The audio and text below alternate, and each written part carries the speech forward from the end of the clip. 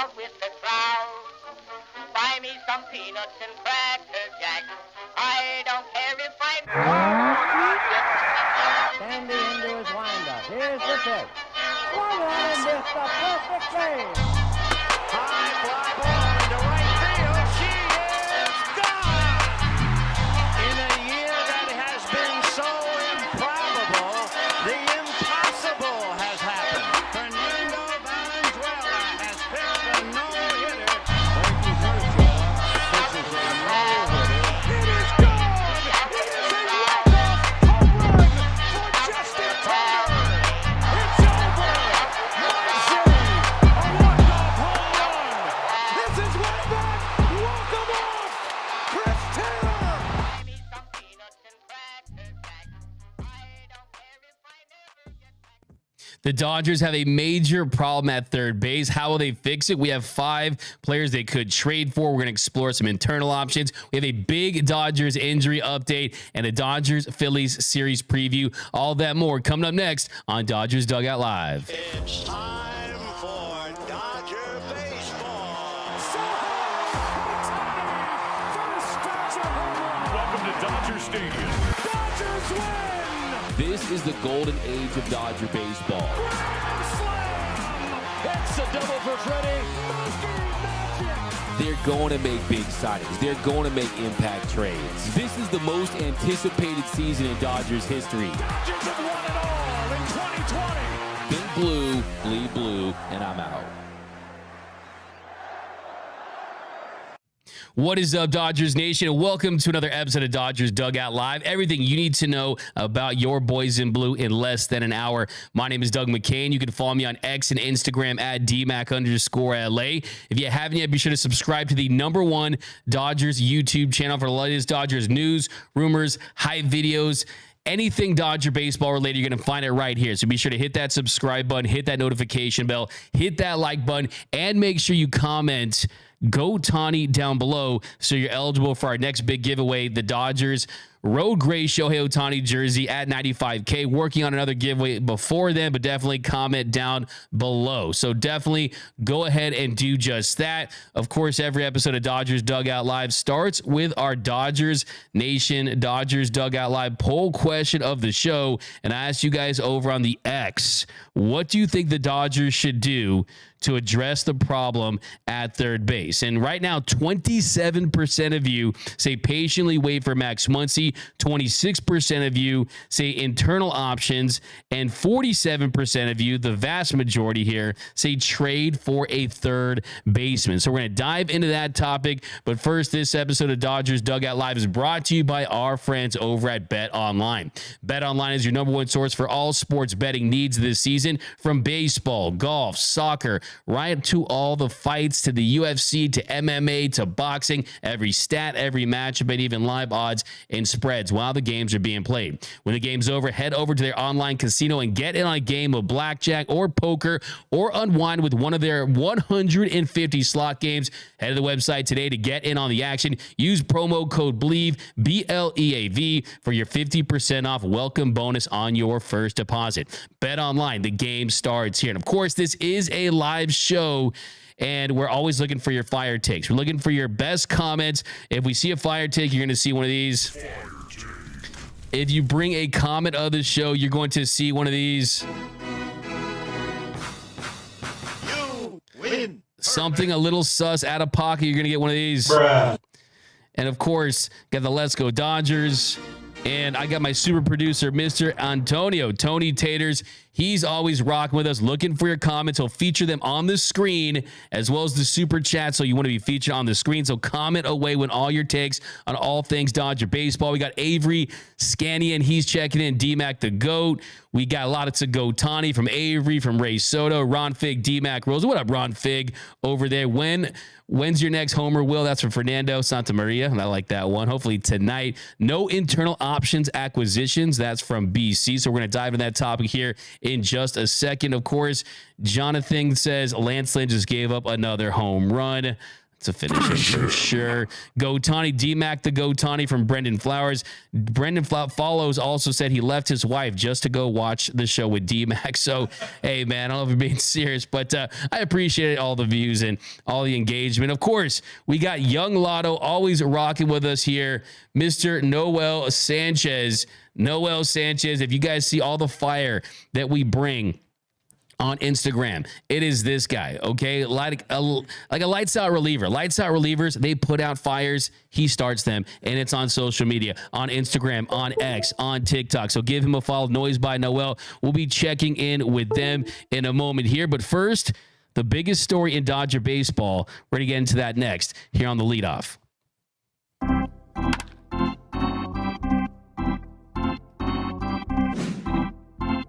Top lights to be like, The Leadoff. So the Dodgers have a problem. They have a problem, and it's at the hot corner. What are the Dodgers going to do to address the situation at third base? Because they've kind of been kicking the can down the road on Max Muncy, hoping that the oblique injury that's had him out since May 17th was going to heal, that he was going to start swinging the bat and start going through live BP and starting the process of getting back onto the active roster and becoming that slugger that is going to bat fifth, that's going to hit you 30 plus home runs and give you over 100 RBI. Well, all of that is out of the window at this point. And the earliest that the Dodgers can hope for Max Muncy to return is sometime in August, maybe even sometime in September. The latest from Dave Roberts is he said that Max Muncy has been shut down from swinging a bat and that he hasn't progressed through his rehab as fast as they had hoped. The chances of him being back on a rehab assignment around the All-Star break, they're basically over at this point. So that is where it stands with Max Muncy. When you look at oblique strains, they're unique because oblique strains can take time and it can also lead to re-injuries. And you don't want him to come back just so he gets injured again. You want him to go through the full entire range of motion. You want him to make sure he has that balance at the plate. And then he'd come back and be someone that can help this team. The last thing you want is Max Muncy to come back and not be able to produce like the Max Muncy that we've seen this season. Because it's really unfortunate for Max Muncy because this was turning out to be the best all-around season of his career for the Dodgers because defensively, he struggled last season. The offseason, he got himself into great shape. He put in a lot of work at third base, and he was playing third base at an above-average level for the first time in his career. The swing at the plate, the slug was there, slugging .498 when he went down. It was on pace to hit 36 home runs. Well, since Max Muncy has been out of the Dodgers lineup and has been on the IL, the Dodgers third baseman, in his absence, they've combined to slash 143 with a 240 on base percentage, a 196 slugging percentage. So Max Muncy's slug was .498. That number's dropped to 196. And they've also combined for a 34 weighted runs created plus. And this includes players like Kike Hernandez, Kevin Biggio, Chris Taylor, and Miguel Rojas. They've hit just 3 home runs combined. So the big question right now that the Dodgers have to answer is, what do they do at that position? Do you explore internal options? Do you hope that Max Muncy is going to return and that he's going to be able to find his rhythm at the plate before the postseason begins? Do you look externally for a big blockbuster trade? Not too many corner infielders available at the trade deadline. So that's the big question right now. Do you look internally? Do you trust that Muncy's going to come back? Or do you look to make a trade and add a third baseman at the deadline? Well, first we're going to look at some of the internal options. And the first internal option that I think is the most intriguing one at the moment is Miguel Vargas. And we talked about it on yesterday's show. Miguel Vargas, he's seeing the ball so much better. He's playing at a level where offensively at the plate, you have to respect what he does. And if you look at his numbers, last week goes 4 for 14, 2 home runs, hits .308. Since he's been back, hit .319 with a .973 OPS, a 171 weighted runs created plus, 3 bombs, 9 ribbies in 53 plate appearances in 19 games. Now, big question for Miggy Varg is, can he hit righties? He's hitting 1350 OPS versus southpaws and a 698 OPS versus righties. Now, on Friday, I was there. I watched Miguel Vargas take ground balls at third base before the game. He was working with Dino Ebel and Dave Roberts, and Doc has already said that Miguel Vargas is probably going to get an opportunity at third base. Dave said, I think this Muncy thing has been a lot slower than we all hoped. So Vargy hasn't played third base in quite some time, but given where Max is at, it just made more sense to kind of push him along and see how it looks to give us another option. Now, Vargas has played 175 innings at third base in AAA in 2023, and then he's played 1 inning at the big league level at third base. So really the question is if he can hit. If Miguel Vargas can hit, then you can justify him at third base. The Dodgers, they pretty much have told us at this point that if you can rake, we'll live with subpar to average defense. But if you can't hit and you can't produce at the plate, well, then we're going to make some moves. Now, a long shot option I've seen people mention is Cody Hosey. Cody Hosey, 6'3", 200 pounds, the Dodgers' first-round pick back in 2019. They selected him 25th overall. This year in AAA, he has an 820 OPS, 7 home runs, 18 doubles in 70 games, 292 plate appearances. Last season, people were not very high on the possibility of Cody Hosey. Had a 690 OPS in AA. But this year, he has performed a lot better. Now, I've talked to some people about Cody Hosey, some scouts at the minor league level. They say about Cody Hosey, great defense, but they're concerned that he'd be able to have success against big league pitching. And that you look at the PCL, it's a very offensive-minded league where players, their numbers are inflated. It remains to be seen if he can come up and be able to hit big league pitching consistency. So he drops the hands, he swings around the ball too much. So, yeah, I think he's someone that's a long shot. I don't anticipate that happening. I doubt that that's the case. Andre Lipsius is another name that we've mentioned on this show. This year in AAA, 293 batting average, 893 OPS, 19 home runs, 18 doubles, and 81 games for AAA OKC. The big con for Andre Lipsius is the defense has not been good. And I don't know if they trust that defense enough to give him an opportunity to earn that position in the show. So that'd be my big question there with Andre Lipsius. So I highly doubt they're going to go with those internal options. They're going to start when they make a move internally to go to Miguel Vargas first. Chris Taylor, he got some runway. Unfortunately, CT3 back mired in another slump. Had a home run over the weekend. He's gone 2 for 19 in July, hitting 105 with a 555 OPS. Kike Hernandez is the guy that's been playing mostly third base since Max Muncy's been out. He's hit 197 with a 61 weighted runs created plus. So all this is to say that unless Miguel Vargas can, 1, continue to produce at the plate with the stick, and 2, fare a little better against righties, and 3, play defense at an adequate level, it looks grim for the internal options. I think Miguel Vargas is intriguing. I like the idea. I want to see how it looks. I want to see how he performs. But I think that out of those internal options, you just have to hope that Max Muncy returns. You got to hope that Max Muncy comes back, and the sooner the better, and he can find a rhythm at the plate. Now, we're going to get into the trade options in a second, but first, let's dive into some comments here. Kenny Chung's CT 155 is cooked, burned, and sizzled. Ouch. We got Avery Scanny and D-Mac. Not at all against Vargas at third, but you'd think they'll give the homie Lipsius a shot at some point. Avery, look, I think if they were going to, they probably would have done it already, and they would have said, okay, let's see what we have. We have the cushion in the division.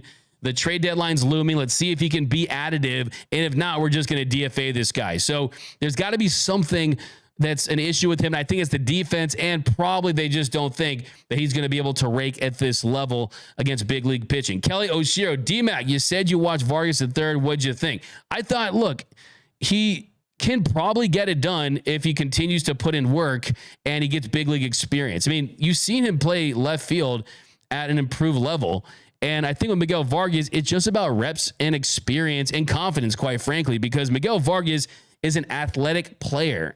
He's tall, he's quick. He really, I think, just needs to develop instincts at that position. So, look, guys can learn the third base position, and Vargas has played it enough to say, okay, baseball is baseball. And I think defensively, there's no reason why he can't play it at that level. You might see an occasional error here or misplay here or there, but if the offense produces, you could justify that move. Mark Pope should have signed Matt Chapman in the offseason. Mark Pope, look, I mean, Matt Chapman on the Giants, he's someone that defensively, there's no doubt about it, one of the best at his position. Having a solid year, there's no doubt about it. 12 home runs, 244 batting average, but they really got a nice deal on Max Muncy. I mean, he took a hometown discount at 2 years, $24 million guaranteed, so $12 million a season, and the way they structured it really helped them this season, and there's a $10 million club option for 2026. So the only issue is the health concerns with Max Muncy. So that's kind of one of those hindsight hyenas. You know, I used to say it on the postgame show. I used to call you guys the hindsight hyenas. And hindsight, yeah, kind of makes some sense, but let's not forget, if it came down to Teoscar Hernandez and Matt Chapman, I'd much rather sign Teoscar Hernandez in the offseason than a Matt Chapman. Andrew_Nathan RPS. Does Biggio get DFA'd if we trade for a player and need the roster spot?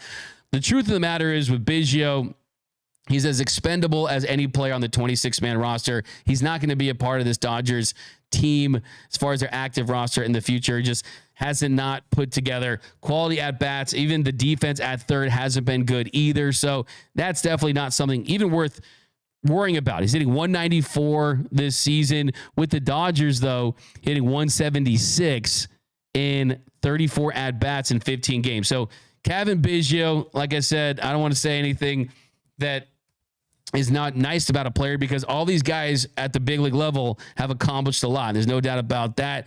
We got D-Mac Muncy can have my firstborn oblique. That's from Keith Potter. It's the first comment of the show right here. I'm going to give you a Let's Go Dodgers. D-Mac, what up from Charlotte, North Carolina? What up, Van Mills over on YouTube? I'm going to give you a Let's Go Dodgers too. We got Michael Carrillo in the mix. CT hitting 278 since 618 with a 937 OPS. Yeah, I definitely want to see some more Chris Taylor. I'm not against the idea of seeing if Chris Taylor can continue to get out of these mini slumps and produce. And look, he's not hurting you defensively as well. So I think a combination of Chris Taylor and Miguel Vargas probably give you the best chance for some offense based on what we've seen in the last month. Kike is kind of the one guy that really has kind of struggled a lot the whole season, along with Chris Taylor, really, but CT's look better of late. Now, let's dive into the trade options. Let's dive into guys that they could get externally. You know, you love your trade talking. Yesterday on Dodger Talk with AM 570, the great David Vassay, he threw out the idea of the Dodgers swinging big for Vladimir Guerrero Jr. Vladdy Jr. I mean, first of all, Vladimir Guerrero Jr. has been one of my favorite players in the sport since he's come up. He's a dangerous hitter. Only question about Vladimir Guerrero Jr., the biggest one, is the viability of him at third base. And this is someone who's primarily a third baseman. He's been that through his career. But he did come up as a third baseman, and the same things I said about Miguel Vargas should apply to Vladimir Guerrero Jr., right? That they'll live with subpar defense if you bring it at the plate. There's no doubt about it. Vladimir Guerrero Jr., yes, he's having a down year by his standards. There's no doubt about it.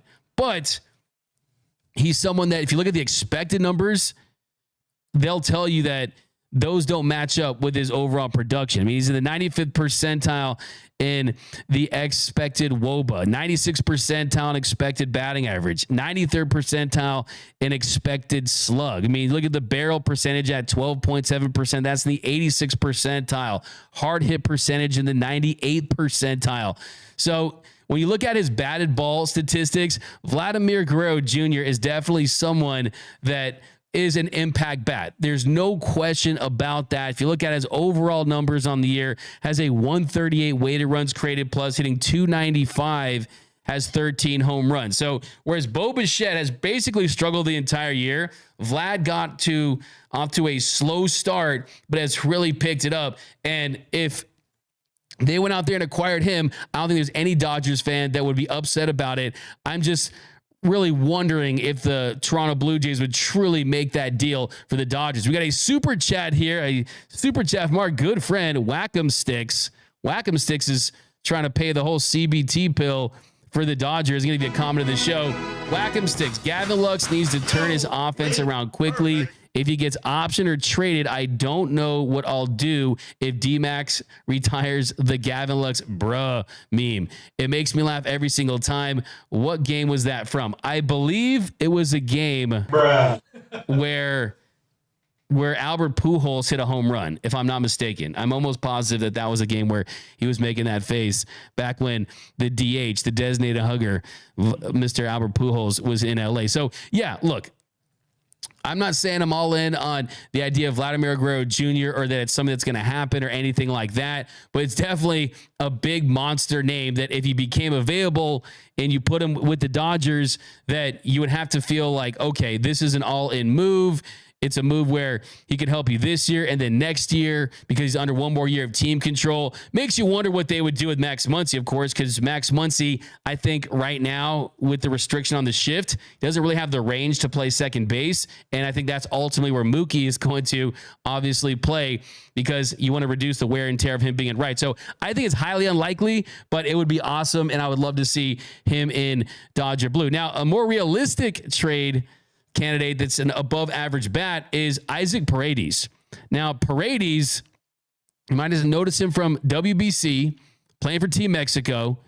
This year with the Rays, hitting 266 and 820 OPS, a 137 weighted runs created plus. So as far as weighted runs created plus, Vladimir Guerrero Jr. has been 38% above league average. Paredes has been around the same. So they're right there. 38% above league average for Vladdy, 37% above league average for Paredes. Paredes has hit 14 home runs, has smacked 47 RBIs, does not strike out a lot, 16.7% strikeout rate. He is a below average defender. A -2 outs above average is in the 22nd percentile. And the other interesting point when it comes to Paredes is you wonder about his expected numbers because they're very different than what you see with Vladimir Guerrero Jr. Vladdy, he just hits the ball hard. He smokes the baseball. He tears the cover off the ball, and the expected numbers like him. It's the opposite for Paredes. He's kind of a statistical anomaly as far as advanced statistics go and StatCast metrics go because he's in the 14th percentile in expected batting average. He's in the 22nd percentile, has a 362 expected slug, average exit velocity in the 4th percentile, bat speed 5th percentile, barrel percentage 27th percentile at 5.5%. He is a 26.4% hard hit percentage. That's in the 5th percentile. So he's all blue in those categories on StatCast. Also has below average defense. But, hey, sometimes these guys can defy what the numbers say they're going to do. And he just has a great feel for hitting for contact. He does not strike out a ton. He does not whiff a ton. So he puts the ball in play. So the pro there is, look, we've seen a lot of these Dodgers players that they take advantage of middling pitching in the regular season, and then when you face elite starting pitching, elite relievers in the postseason, then sometimes you see them really get cold. And this offense, they have their inability to produce when it matters most. Well, the good thing about Paredes is he can put the bat on the ball. Now, the question is, why would the Rays trade him? He's under team control through 2027. Well, a couple of different reasons. Well, the first one is, like I mentioned at the top of the show, it is not a robust market when it comes to corner outfielders, when it comes to corner infielders. And you look at the advantages that have with that is if you have a corner outfielder, if you have a corner infielder, it's a buyer's market. 25 of 30 teams could look to add to their roster. Well, if you're the Rays, you could take full advantage of that. And a lot of times that's what the Rays like to do is you're trading a player while they still have a ton of value so you can bring in guys to continue on this pipeline of being a successful franchise. And also the Rays, you look at where they're sitting right now, it's not your typical Rays season. It's not a season where you say, okay, they're right at the top. I mean, they're literally in the 4th place in the American League East, sitting at 44-46, 13 games behind the Orioles. Yes, they're still in the wild card mix and they can make a run, But they're not having a great year. You could trade him when his value is high, when teams need third basemen. And also the third one is they have a big prospect named Junior Caminero. And Junior Caminero is someone that could get some opportunities with him gone. So they might want to give him a shot and to just take that next step into developing him when they're having a down year. And I want to throw this out there is if I have to look at all this, I'm probably leaning towards, okay, let's hope Max Muncy comes back. I know hope is not a strategy, but there's a decent shot that Max Muncy returns and you give him a month and he's going to be able to find a rhythm at the plate. And then you use these resources to add an elite starting pitcher, add an elite reliever, go get Garrett Crochet, go get Tanner Scott, go get an outfielder, right? And then you have Max Muncy back. Because remember, if you trade for a third baseman, there's really no spot for Max Muncy to play. So I'm leaning towards that. But if you were going to go crazy with it and go full blockbuster mode, Isaac Paredes, I would trade for him. I would trade for Randy Rosarena and Pete Fairbanks. So I would make it full blockbuster if I was going to do a deal with the Rays that would include Paredes and really shake things up. And that, to me, would make more sense if you want to go that route. Now, the next trade option, Ryan McMahon, Colorado Rockies, division opponent. And I just don't think this is going to happen because the Rockies have already indicated that they're not going to trade him, that they're going to keep him, that he's not going to go past the deadline. So it's kind of one of those things. You can't buy a house that's not for sale. So Nightingale has reported it. Nightingale talked to us about some of the options, and it just does not feel like the Rockies are interested in trading Ryan McMahon. And McMahon, he's an impact player. Make no mistake about it. He's hitting 274, an 806 OPS, a 112 weighted runs created plus, 3 outs above average. So he's a better third baseman than Paredes, a better third baseman than Max Muncy. And also his StatCast numbers, they check out. 97th percentile on average exit velocity. Con for him really is he strikes out a good amount, but nothing too jarring. A 27.4% strikeout rate, 16th percentile. But here's the thing, a 112 weighted runs created plus. He's 12% above league average. You don't think that Max Muncy can come back and at the very least be 12% above league average? I personally think that you can get Max Muncy back and hope to get that. And it just comes, Max Muncy was at 121, a 121 weighted runs created plus when he went down with the injury. Ryan McMahon's a great player. Honestly, he might get some downvote MVP votes this season at some point in his career. And he's somebody that can absolutely help a team. But look, the truth of the matter is it doesn't look like they're going to deal him. So I just don't think that it's something that we're going to see materialize. I think that the New York Yankees are a team that would absolutely be interested in trading for him and replacing LeMahieu with him if they had an opportunity. So McMahon, I just don't think it's a possibility. So it's not worth that much airtime because I just don't think it's an option there because we know the Rockies, they don't like doing deals with the Dodgers. And I think that's kind of where it sits. And look, this is a player that's under team control through 2027. So they don't really have to trade him and they don't want to at this point. Now, number 3, Luis Rengifo. Rengifo's injured right now. The Angels, they placed him on the 10-day IL on Friday, has right wrist inflammation. And this season, hitting 315, a 358 on base, 442 slug, a 126 weighted runs created plus, not a ton of pops, 6 home runs.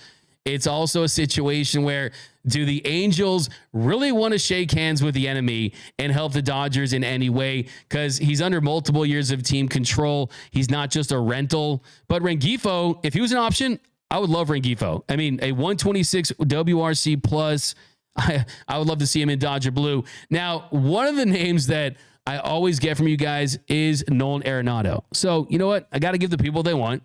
Number 4, Nolan Arenado. Now, defensively, he basically at best is an average defensive third baseman at this stage of his career. A -3 defensive runs saved. That's 9 out of 14 when it comes to qualified third baseman. And also he's an average hitter. So right now, Nolan Arenado is an average hitter. He's an average defensive player. a 100 weighted runs created plus, hitting 266 this year, hit 266 last year, 7 bombs. The slug is down from 459 to 357.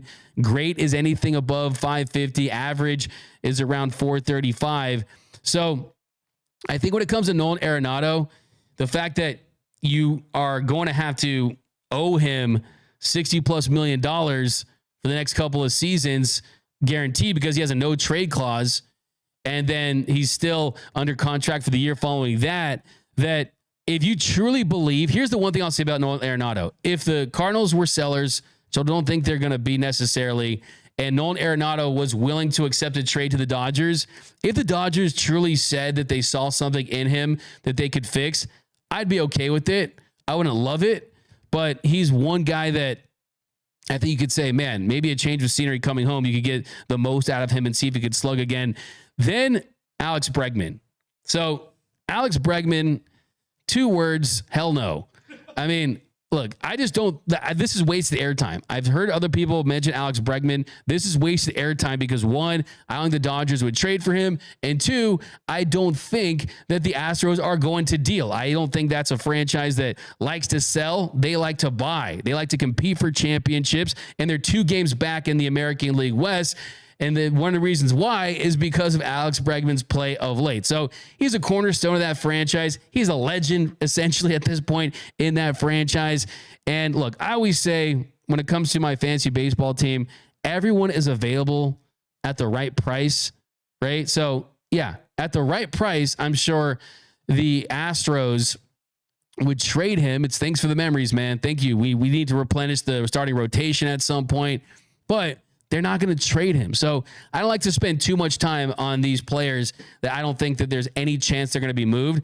I don't think that Ryan McMahon's going to be moved. I don't think Alex Bregman's going to be moved. I think it's very unlikely for both those guys. And if they did, I could see him on the Yankees a lot more than I could see him on the Dodgers. I don't think it will happen. But now let's dive into those comments here. Let me know down below. What are your thoughts? What should the Dodgers do for third base? I mean, honestly, Alex Bregman, where are we at with this? I mean, I could see Joe Kelly and Carlos Correa getting matching tattoos where it's both a side of a heart than Alex Bregman wearing Dodger blue. The only positive I could think of is you could boo him more because he'd be playing all games at Dodger Stadium at home. But Charlene just joined. Are we talking about Ellie learning Japanese yet? Not yet, but I think it's really cool that Ellie De La Cruz said he wants to learn Japanese so we could talk to Shohei Ohtani. And I think my guy, Mr. Show GM, needs to get on that because I would love to see Ellie De La Cruz. He said LA is his city because of all the Grand Theft Auto he's played in his life. So I'd love to see that. Yo, DMAC, yo, Carnivorous Lunar Activity. Michael Negretti, Dougie Fresh to play third base. The hottest Dodgers streamer to play the hot corner. Hot take. All right, Michael Negretti. Whack'em sticks. Obliques are so tricky. Got to shut Max down for at least a month. Give that man a beer and a couch and just park him. Yeah, I think that has to be the approach. And look, I've seen Max just hanging out in the Dodgers dugout, hanging out in the Dodgers clubhouse. This is a clubhouse leader. Let's not forget. Everyone loves the shiny new toy. Everyone loves the shiny new toy. I get it.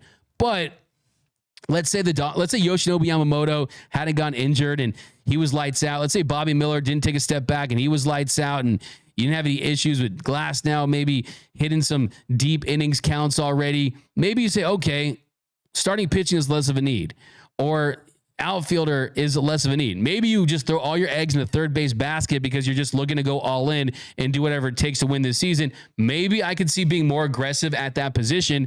But let's not forget, though, Muncy is a postseason dog. He's a postseason dog. An 856 postseason OPS. A couple years ago against the Padres, he was the only guy that hit a 946 OPS in that series. So Muncy is someone that if he's right, he's going to produce, and you win with guys like that in the postseason. But Mitchell Hopkins, Isaac Paredes over prospects is what I'm hearing. Mitchell Hopkins. I was thinking that on the drive here. I like that. Paredes over prospects from Mitchell Hopkins. That's my first comment of the show. You win. Perfect. Baseballify says, let's get a Justin Turner reunion. Look, Next time I want to see Justin Turner in a Dodgers uniform is when he's the manager after Dave Roberts wins 3 or 4 World Series titles, because Justin Turner at this stage of his career, the defense has been on the decline. Makes you wonder if he could handle it at third base. Can you imagine Justin Turner taking Max Muncy's spot at third base and sending Max Muncy elsewhere? I just don't think that's something that's in the cards. And also, Justin Turner, still a slightly above average bat, hitting 245, 5 home runs. But here's the issue with Justin Turner. He just can't hit high velocity pitching in the postseason. We've seen that again and again in the last couple of series when he was here before he went to another team. And I think that really is the big issue and why you want to bring Justin Turner back. Justin Turner, he's got a full once a Dodger, always a Dodger card, right? But yeah, it just, look, sometimes, like I said, you don't put the McDonald's French fries back in the microwave. We got Manny Machado, bring back Manny Machado. Look, you bring up Manny Machado. I'm not saying they're going to get Manny Machado, but that's what the Dodgers do when someone goes out. You lose Corey Seager, you trade it for Manny Machado, right? Back in 2018. You bring in Trey Turner, even though you don't have to put him at second base, because he's additive. The Dodgers are not afraid. They're not opposed to bringing in guys that they think they can help them this season, even though they know there's it's highly unlikely that they're going to sign them long term. So that's definitely something that is in the cards for the Dodgers at all times. But let's go to you, Tony Taters. What do you think they should do at third base? You know, out of all I think they should trade for a third baseman. Out of all the guys that you listed, I mean, I love third base. I think it's one of the best positions, the hardest position in the game. Out of everybody listed, as much as I like Isaac Paredes, dude, I would rather see Ryan McMahon, but obviously that's not going down. Only reason, though, I'm a little biased. I was at Fernando's number retirement ceremony, and Ryan McMahon threw me a ball in the seats, and I was wearing my Team Mexico jersey. I think he was just looking for somebody not wearing a Dodgers jersey, but I appreciate it. I love that. Yeah. I love that. I mean, hey, Isaac Paredes. I mean, he's someone that I think that I absolutely, I just don't like the expected numbers, the under the hood stuff with him. And like I said, if you're going to make a move for that, I would want to see that Jeff Passan tweet include Randy Arozarena and Pete Fairbanks. How about you, Noel? You think that you can just trust that Max Muncy is going to return, or do you think they should look elsewhere? I think it's pretty bleak at this point. It's getting pretty scary just with the nonstop updates where he stops swinging a bat, where the load he's taking just significantly drops down. I think it's at a point where it looks like it's still going to be a couple months. So I think a trade is definitely very, very possible on the way, Doug.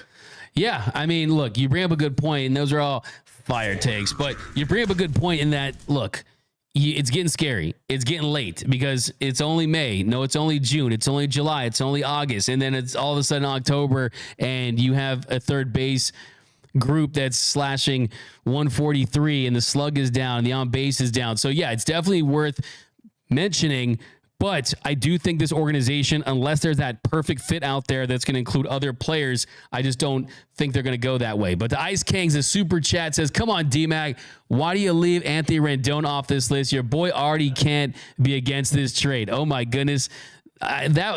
All Angels fans would become Dodgers fans that day if that happened. Because look, there's some players that love baseball, and you got the Shohei Ohtanis, the Mookie Betts, the Freddie Freemans. They love baseball, and then you got some players that hate baseball, and that's Anthony Rendon, right? So yeah, I don't think that's going to be a case.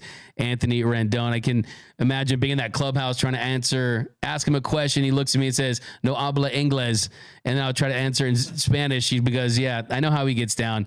But Keith Potter, D-Mac, if the Dodgers do make a trade for third base, does that mean Muncy is done for the year? Keith Potter, I mean, that's the other domino effect there is if you do trade for someone, then there's really nowhere for Max Muncy to play. DH, locked up. First base, locked up. Second base, going to be where Mookie's at. And also, range-wise, would you trust him there? I personally, at this stage of his career, would say no. Diane Schroeder says, Anthony Rendon, no thanks. No thanks. We give you a fire take right there. Baseballify. Let's get a Justin Turner reunion. BT Fouts, Biggio, Miggy Rowe, Vargas, and Outman all hitting over 300 against NOLA. Yeah, we're going to talk about that series coming up next. And then next, too, we're going to dive into a big injury update. That's coming up next on Dodgers Dugout Live.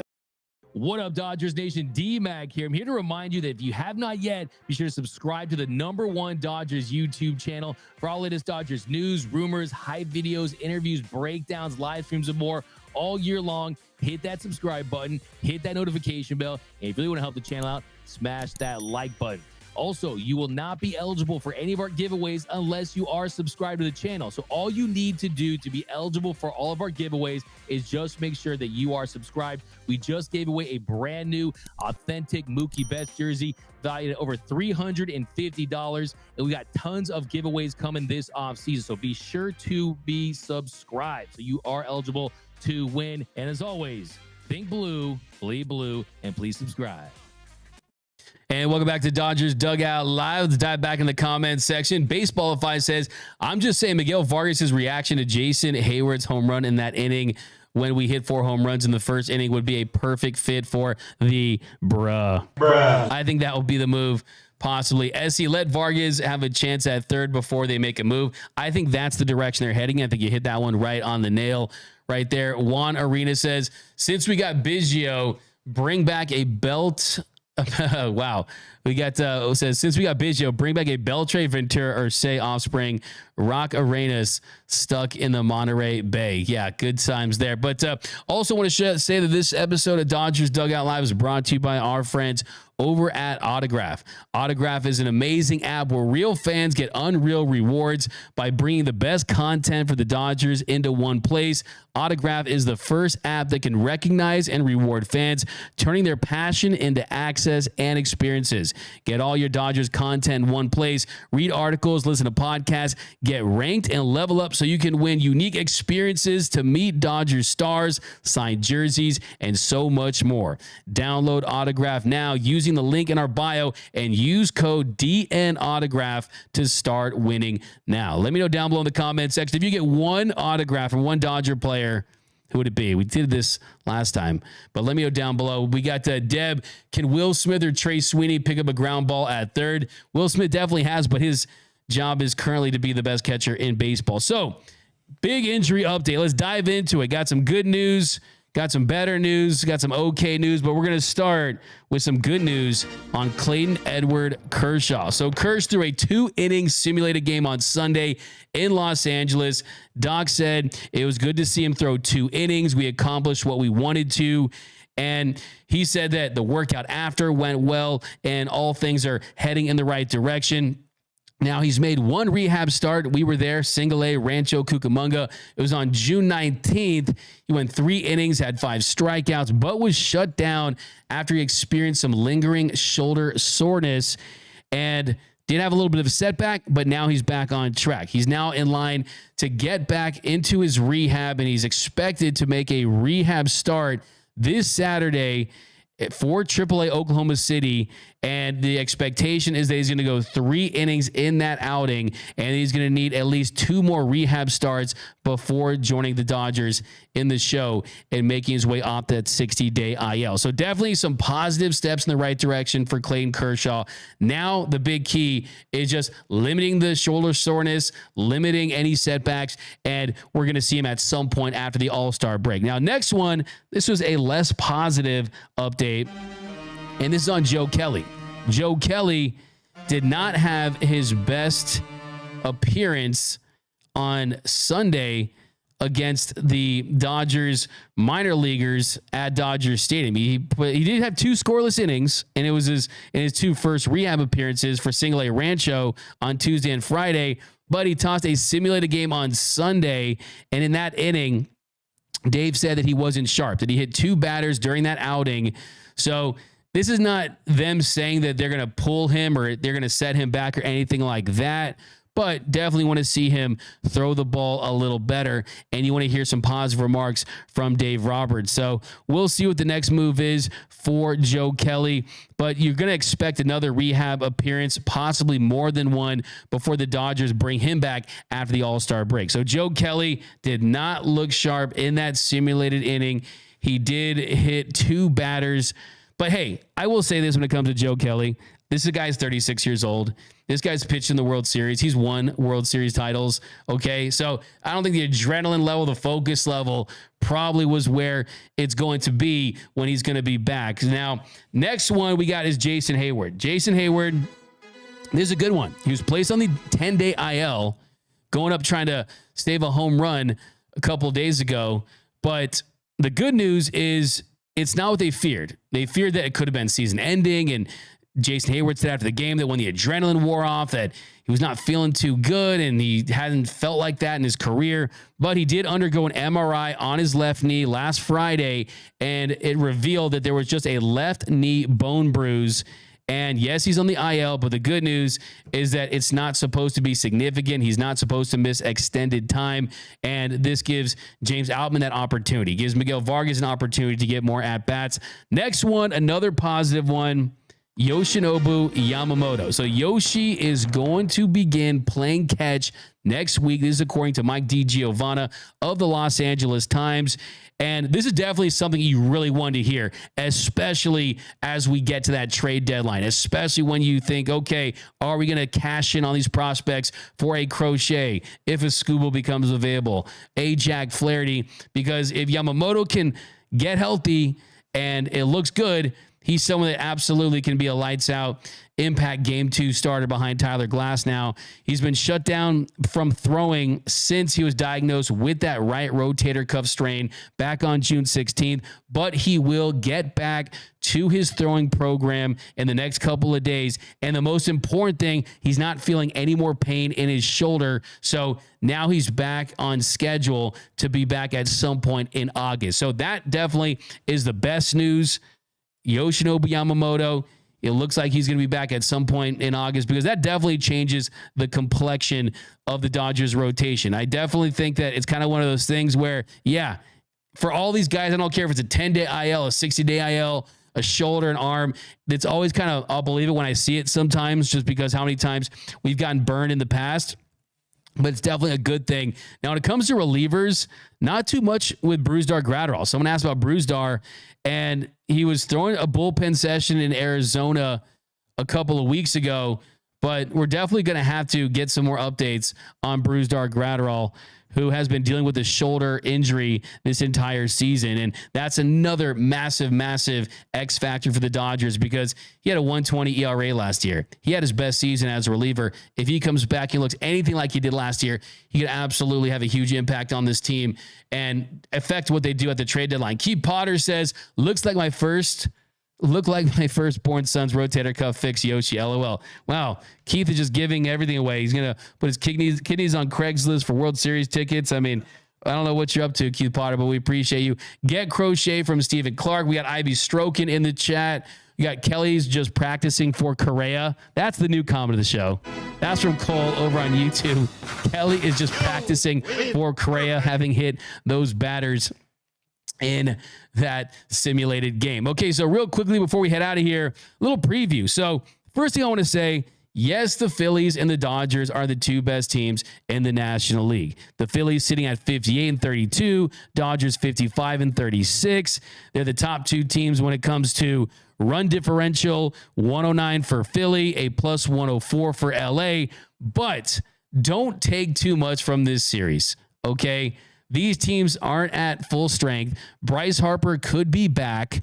Kyle Schwarber is going to be back. JT Realmuto might be in the lineup, might not be, but they've been missing time. Harper's been out with a hamstring. Schwarber's been out with a groin. Realmuto has been out with the knee, but Schwarber is going to be back. The question is, will Bryce Harper be back? And in those 9 games without Harper and Schwarber, the Phillies have averaged under 4 runs per game, and they've been held to 2 or few runs 5 different times in that span. So the offense definitely has not produced a ton with them out of the lineup. So they're going to need them back. And if they are back, are they going to be in rhythm? Or is it going to be the same versions of Kyle Schwarber and Bryce Harper they're going to see in October? Answer is no.